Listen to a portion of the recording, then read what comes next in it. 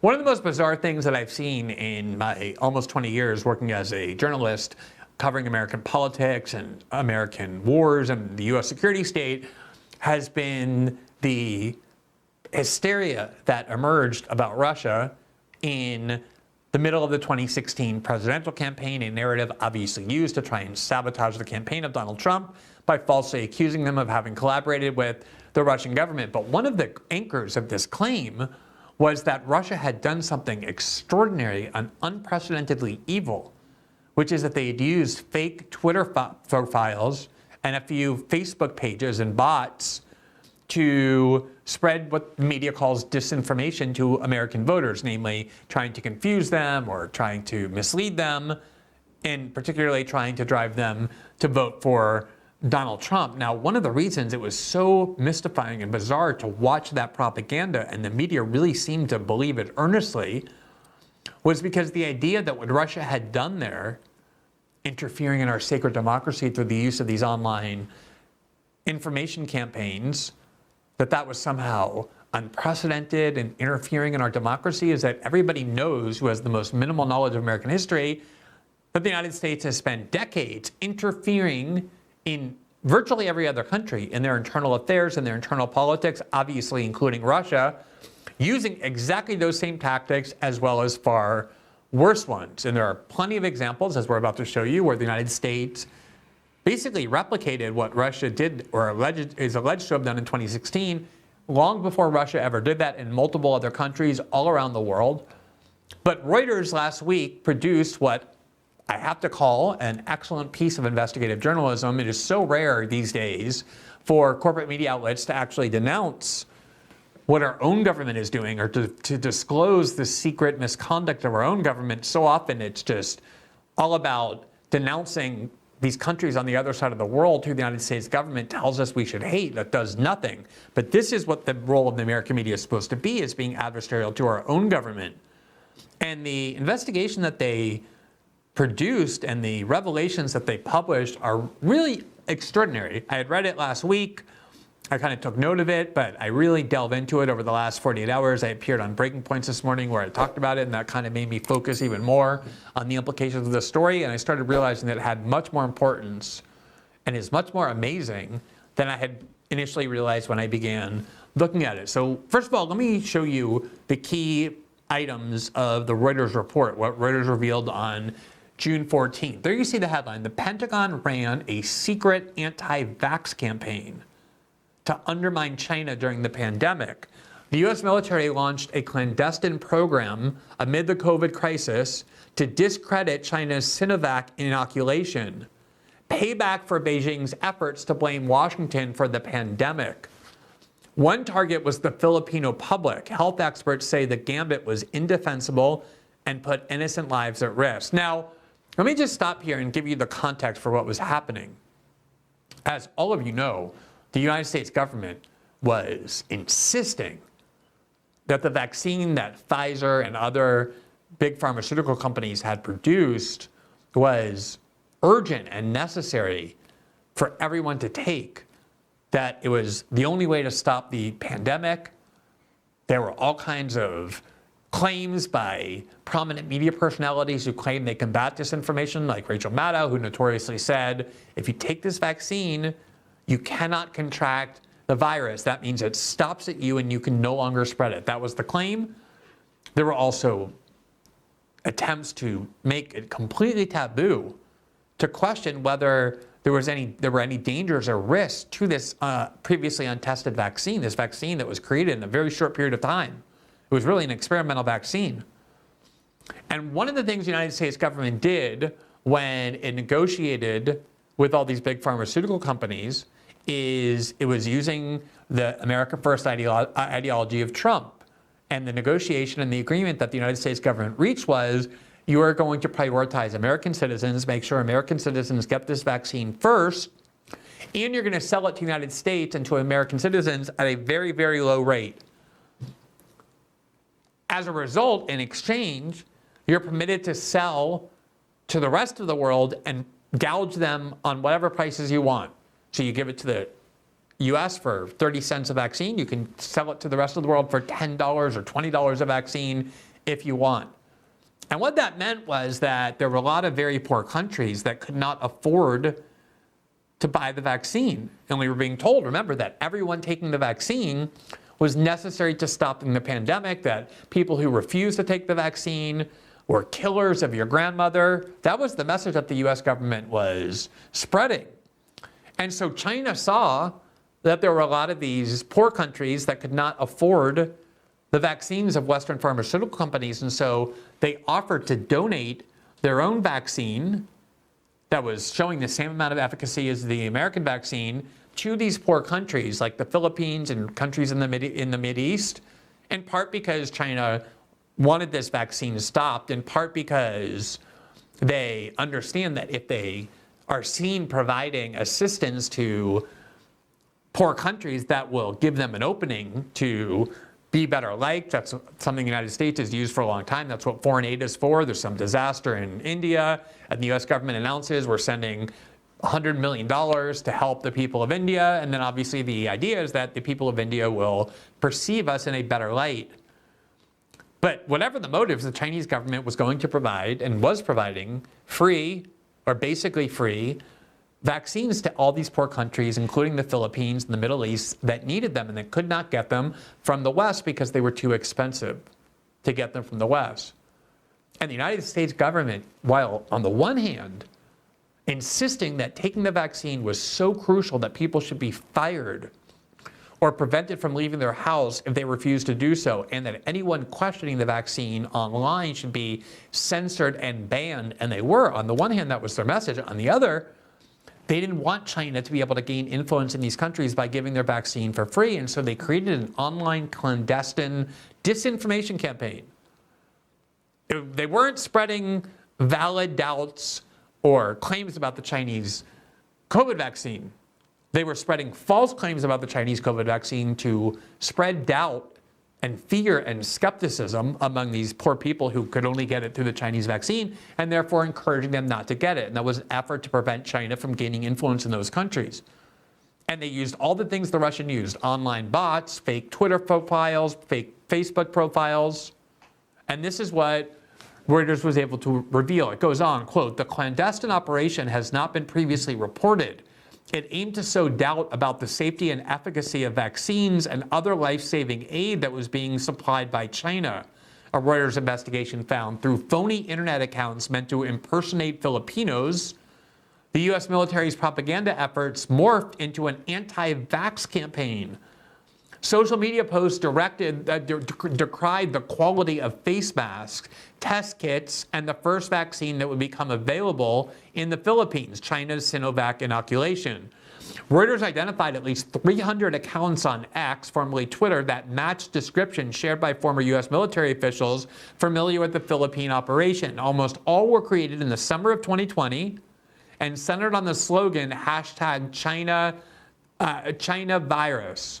Is that China? Yeah, China Eng virus, which means essentially China is the virus in Tagalog, the language of the Philippines. Now, quote, the Reuters account goes on, quote, tailoring the propaganda campaign to local audiences across Central Asia and the Middle East, the Pentagon used a combination of fake social media accounts on multiple platforms to spread fear of China's vaccines among Muslims as well, at a time when the virus was killing tens of thousands of people each day. A key part of the strategy: amplified the disputed contention that because vaccines sometimes contain pork gelatin, China's shots could be considered forbidden under Islamic law.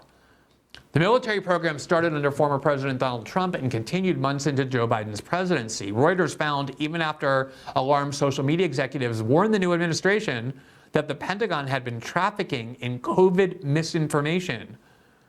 A senior Defense Department official acknowledged the U.S. military engaged in secret propaganda to disparage Chinese vaccine in the developing world, but the official declined to provide details. So they admitted they were doing it when Reuters discovered it, but declined to provide details. A Pentagon spokeswoman said the U.S. military, quote, uses a variety of platforms, including social media, to counter those malign influence attacks aimed at U.S. allies and partners. Not sure what that has to do with spreading anti-vax messages in developing parts of the world at the same time that the US government was forcing its own citizens to take the vaccine and preventing any attempt to question it, destroying the reputation of anyone who was, quote, anti-vax, when it turns out one of the most prolific spreaders of anti-vax messaging among the poorest populations that were most vulnerable to COVID was the US government itself. The Reuters investigation goes on, quote, sources involved in the planning and execution say the Pentagon, which ran the program through the Military Psychological Operations Center in Tampa, Florida, disregarded the collateral impact that such propaganda may have on innocent Filipinos. Quote, we weren't looking at this from a public health perspective, said a senior military officer involved in the program. Quote, we were looking at how we could drag China through the mud. One military-created meme targeting Central Asia showed a pig made out of syringes. Reuters found similar posts that trace back to the U.S. Central Command. One shows a Chinese flag as a curtain separating Muslim women in hijabs and pigs stuck with vaccine syringes. In the center is a man with syringes. On his back is the word China. It targeted Central Asia, including Kazakhstan, Kyrgyzstan, and Uzbekistan, a country that distributed tens of millions of doses of China's vaccines and participated in human trials. Translated into English, the ex-post reads, quote, China distributes a vaccine made of pork gelatin. Now, obviously, there are a lot of people in the United States, especially now, who distrust the COVID vaccine, who believe that the COVID vaccine is both dangerous and ineffective. So what is so notable here, other than the fact that the US, yet again, was using exactly the kind of fake, deceived, concealed online disinformation campaigns through fake Twitter bots and Facebook pages and profiles that it claimed only Russia uses, was the fact that the position of the US government is that this vaccine saves lives and that everyone needs to take it as the only way out of the pandemic. And at the same time they were publicly claiming that and putting all kinds of mandates on American citizens to take the vaccine, they were doing exactly the opposite in the developing parts of the world, all to prevent China from gaining influence in those countries, even if it meant, as they anticipated, that millions of people or hundreds of thousands of people would die in those countries because they were encouraged by the US government not to take the vaccine. Now, just as a reminder of the context, the New York Times in August of 2021 reported the headline there, China says it will provide 2 billion vaccine doses to the world. The pledge, which included a $100 million donation to COVAX, intensifies competition with the US over leadership in ending the pandemic. China's top leader, Xi Jinping, said the country would provide 2 billion COVID-19 vaccine doses to the world this year and would donate $100 million to global effort to distribute the doses to developing countries as Beijing attempts to take on a more prominent leadership role in curbing the pandemic. Mr. Xi's pledges were announced on Thursday in a written message to an international COVID-19 vaccine cooperation forum chaired by the Chinese government. Quote, China will continue to do everything it can to help developing countries cope with the epidemic. And it was exactly that. Chinese aid to these impoverished countries to give them the vaccine, which was the only way they could get it, that the US government was trying to sabotage through this campaign of deceitful online campaigns giving false claims about the Chinese vaccine. Now, just to remind you what the US government was saying in public about people who were spreading vaccine skepticism or anti-vax messaging, listen to what Joe Biden said about people doing that in July of 2021. COVID misinformation. What's your message to platforms like Facebook? They're killing people. I mean, it really, look, the only pandemic we have is among the unvaccinated. And they're killing people. Joe Biden in public accused Facebook of killing people because the US government was claiming that Facebook wasn't censoring enough, that they weren't removing enough content that questioned the vaccine. The US government accused Facebook of killing people by allowing anti-vax messaging to circulate. And yet at the same time that Biden was saying that whoever spreads anti-vax messaging is guilty of murder, the US government was doing exactly that in secret to the poorest people in the world. Now, one of the ironies of what Biden said there as well was that part of the Reuters investigation showed that Facebook actually discovered, as did Twitter, detected this false government-backed social media campaign and saw that these were bots and fake profiles. And the Pentagon, and Facebook rather, went to the US government indignant, saying, you spent months badgering us to remove anti-vax content, to ban people from questioning the vaccine. And now you have this program to disseminate anti-vax messaging to the poorest people in the world. And the US government said, please don't take down those profiles. We spent a lot of money to build those. We promised that we won't use them regarding COVID anymore. And they promised that, and then Facebook noticed that the US government was continuing to use those fake accounts to spread this anti-vax messaging. Here from CNN, just to give you a reminder of what we were told about how evil the Russians were for using a few fake Twitter profiles and Facebook bots. CNN, December of 2018, Russians sought to recruit, quote, assets through social media, the Senate was told. The Senate Intelligence Committee is set to release 2 reports on Monday detailing the breadth of the Russian social media campaign to sow discord in the United States. All of the major social media platforms were used as part of the campaign, the report said, but new knowledge found in 2017 as investigators and reporters began unearthing the Russian social media campaign on the 2 platforms it used most, Facebook and Twitter. Quote, the IRA, that's the Russian agency that was accused of spreading this disinformation campaign, the IRA shifted much of its activity to Instagram. The spread of disinformation on Instagram, which is owned by Facebook, has received less scrutiny than it has on other platforms. Quote, the most prolific IRA efforts on Facebook and Instagram specifically targeted Black American communities and appear to have focused on developing Black audiences and recruiting Black audiences as assets, the report noted. It's just unbelievable that corporate media over and over and over depicted Russia as engaging in some kind of never-before-seen attack on our democracy by using these tactics that the United States has used over and over and over again. And they did so, these corporate media outlets did, without ever noting that the United States has always engaged in this kind of interference in the internal affairs of other countries, using these exact tactics and more. Here from Politico, this is an actual article that Politico published in July of 2018. It has this headline, Putin's attack on the US is our Pearl Harbor. Make no mistake, hacking the 2016 election was an act of war. It's time we responded accordingly. By Mark Hertling and Molly McHugh.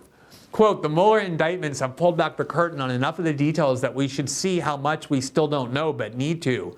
They show the extent to which Russia has learned to, quote, hack our systems, using these hybrid asymmetric means with an emerging and polished cyber capability at its core. They are, in short, working us, using our social media and free press to manipulate opinion, using willing collaborators to act on their behalf, using a degraded trust in government institutions and the free press to sour further confusion and distrust. They are winning using covert, deceptive means, and it's all completely out in the open while remaining totally invisible. It's actually unbelievable. Just 5 years previously, there was a report in The Guardian in July of 2011 that revealed, as the headline says, the CIA organized a fake vaccination drive to get Osama bin Laden's family's DNA. Senior Pakistani doctor who organized vaccine programs in Pakistan and arrested by ISI for working with U.S. agents. So just to give you the context here, the U.S. wanted to find bin Laden inside Pakistan, and they recruited the people who had been going around for years convincing Pakistanis to not be so suspicious of vaccines, including against polio. And they finally made progress in convincing Pakistanis to trust the vaccine they were given, to not think of it as some kind of plot by the West to poison them. And then the US government goes and deceitfully uses this vaccine registration campaign to spy on Pakistanis. Quote, as part of extensive preparation for the raid that killed bin Laden in May, CIA agents recruited a senior Pakistani doctor to organize the vaccine drive and even starting the, quote, project in a poorer part of town to make it look more authentic, according to Pakistani and U.S. officials and local residents. The vaccination plan was conceived after American intelligence officers tracked an al-Qaeda courier known as Abu Ahmad al-Kuwadi to what turned out to be bin Laden's compound last summer. The doctor went to Abbottabad in March saying he had procured funds to give free vaccinations for hepatitis B. Bypassing the management of the health services, he paid generous sums to low-ranking local government health workers who took part in the operation without knowing about the connection to bin Laden. Health visitors in the area were among the few people who had gained access to bin Laden compound in the past, administering polio drops to some of the children. Now, in response to those revelations, health workers around the world were enraged at what the U.S. was doing, spreading suspicions about polio vaccines by using the program to spy on Pakistanis after decades of efforts to try and convince Pakistanis that they should trust the polio vaccine. Polio is a horrific but completely avoidable disease that ravages children, and the U.S. spread skepticism about that vaccine by doing that. And in response to the revelation that the U.S. had been spreading anti-vax messaging in the poor parts of the world that Reuters published, it turns out that at least 6 senior health officials inside the U.S. government resigned in anger over what the U.S. government had done, and then they even went and interviewed the kinds of experts that are very pro-Fauci, that were defending Fauci and the health establishment all of the time. And when they found out what the U.S. was doing, even they said, this is morally repugnant. We were basically encouraging people all over the world not to take the COVID vaccine.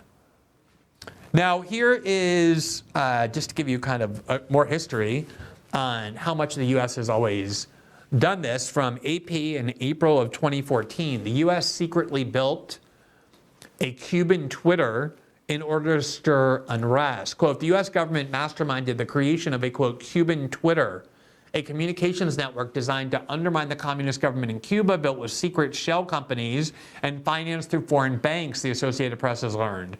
The Obama administration project, which lasted more than 2 years and drew tens of thousands of subscribers, sought to evade Cuba's stranglehold on the internet with a primitive social media platform. First, the network would build a Cuban audience, mostly young people. Then the plan was to push them toward dissent.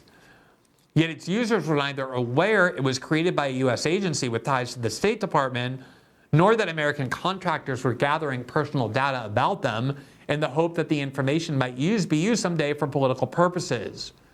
Senator Bob Menendez, the Democrat from New Jersey, currently yet again indicted and facing felony charges for bribery and other corruption, who was also the chairman of the Senate Foreign Relations Committee, said the USAID, the agency connected with the CIA and the State Department, should be applauded for giving people in Cuba a platform to talk to each other. Quote, the whole purpose of our democracy programs, whether it be in Cuba or other parts of the world, is in part to create a free flow of information in closed societies.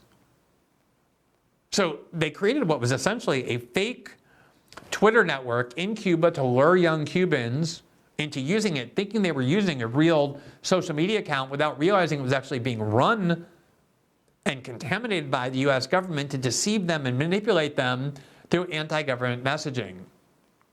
It's not just the U.S. government that does that, it's also the Israeli government. In March of 2023, so 6 months before the October 7th attack, AP reported, quote, Israeli army admits to a covert influence campaign in Gaza war.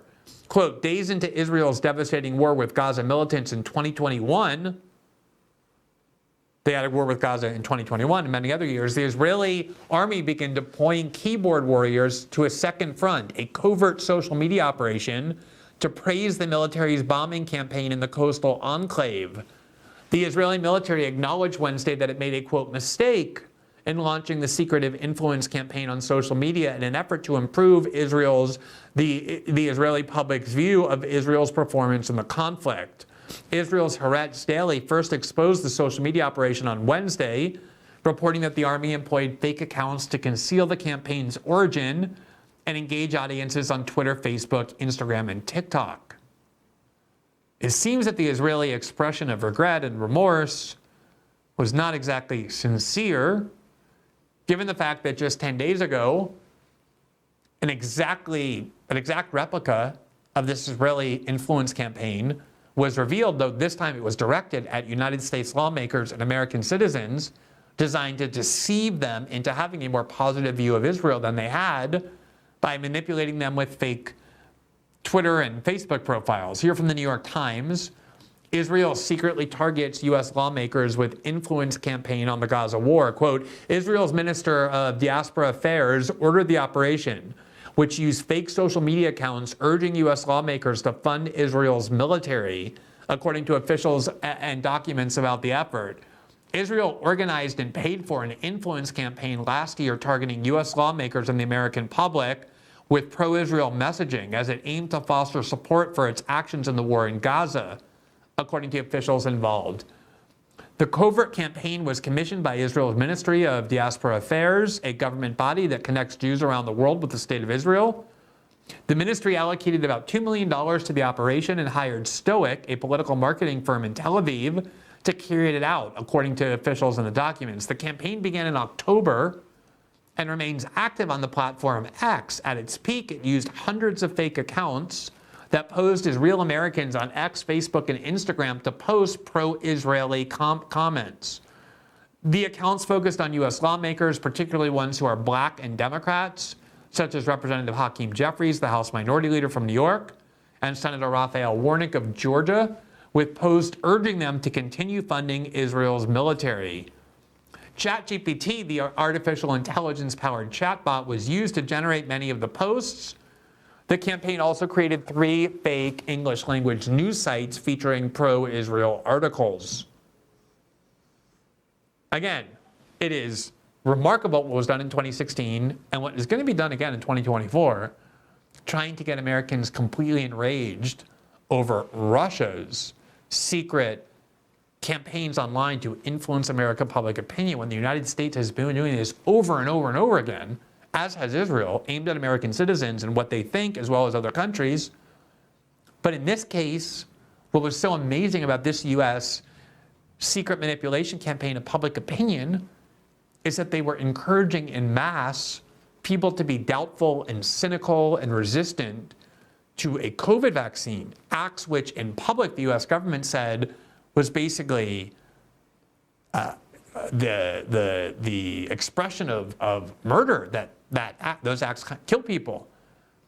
And at the same time that the Pentagon was demanding and mandating and requiring that Americans take this vaccine and censoring and banning any efforts to question the vaccine, in secret the U.S. government was working as hard as they could to prevent the poorest people on the planet from taking this vaccine, willing to sacrifice the lives of hundreds of thousands or millions of people in their effort to try and ensure that China wasn't perceived in a more positive way because they were offering the vaccine for free.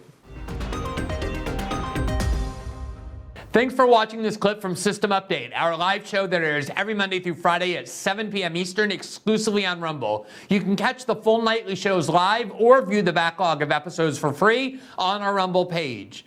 You can also find full episodes the morning after they air across all major podcasting platforms, including Spotify and Apple. All the information you need is linked below. We hope to see you there.